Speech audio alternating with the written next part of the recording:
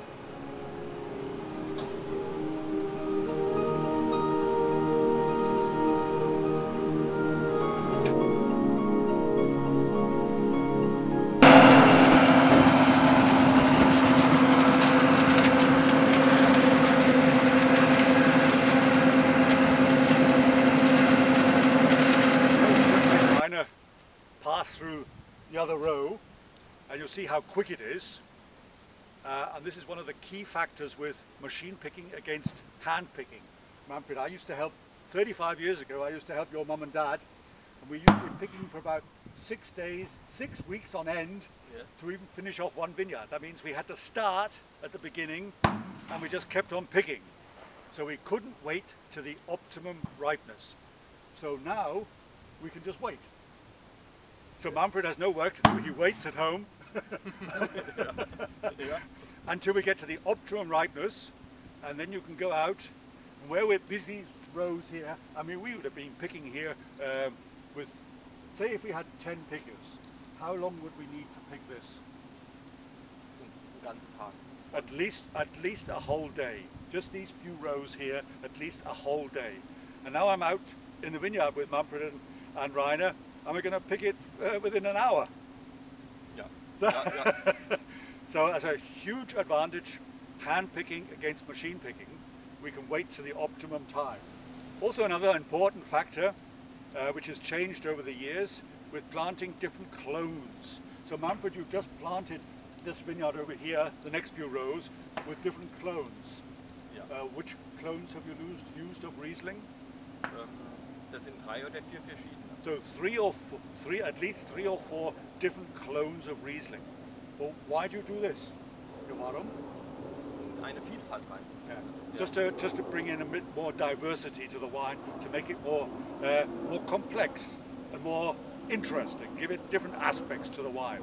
We do this with Pinot Noir as well. Ja, da sind 7 oder 8 verschiedene. Ja. About 7 or 8 different clones he's using for his Pinot Noir. So this is also something that's changed over the last 30 years. Different clones planted together and picked together. So I hear Rheinhessen coming back again down the road, so we'll finish the film and get out of the way, okay?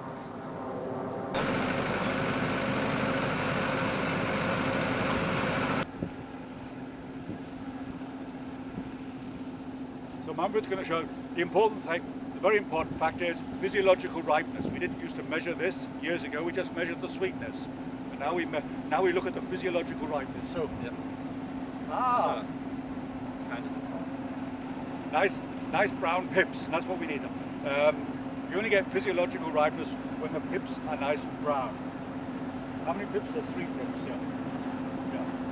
So 4, yeah.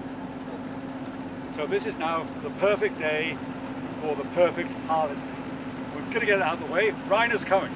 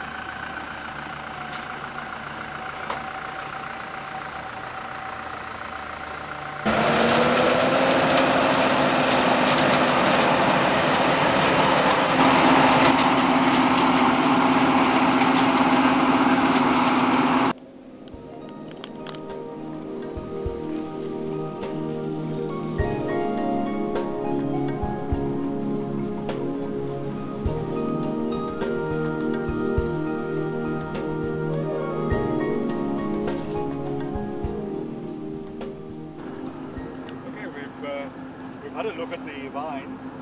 The other thing is, this used to be an old Silvaner vineyard. And when did you plant the Riesling, Manfred?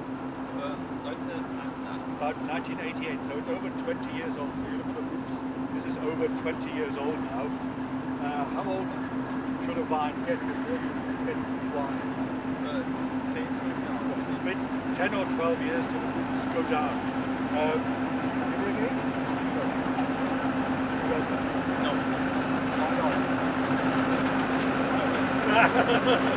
Yeah, he wants the vine, the roots to grow deep down, so knowing no finer coming in.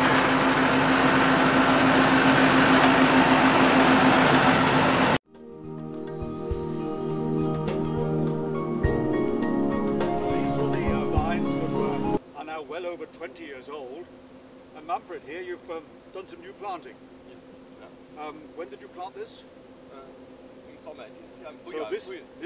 this spring. So these are already grown very nicely indeed. And this is something new they're doing here. Are they ungrafted or grafted vines? Also die sind Linie veredelt. Ja, ja, ja. So every vine planted in Germany now is grafted onto American rootstock because of phylloxera. But here it's slightly different. We have the cutting, the grafting is not down here, but up here. Ja. What is the advantage? Der Vorteil ist, man muss von unten her keine Triebe mehr wegmachen. Ja. Der Stock ist immer frei. Ja. So it's an expensive thing, this new method, but you have nothing growing down here, so they have quite a bit of savings over 20-30 years of this growth for cutting off shoots here. So you don't want anything growing down here. So this is the advantage. But it's not even a year old and already growing very nicely indeed. So good news from the vineyards. So we were talking about physiological ripeness, but not just physiological ripeness, the brown pips. We also have to measure the sugar content, and that's done with specific gravity. So here we have the mash.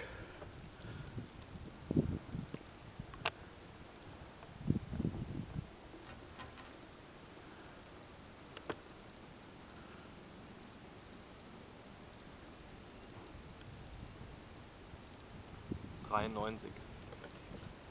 93, that's not bad. We won't be able to see it, but 93. So 93 Oechsler is, I think, about 22 bricks.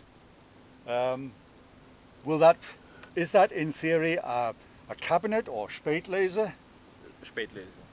A Spätlese. Ja, Spätlese. By law that would be a Spätlese, but what will you bottle it as, a cabinet or Spätlese? Cabinet.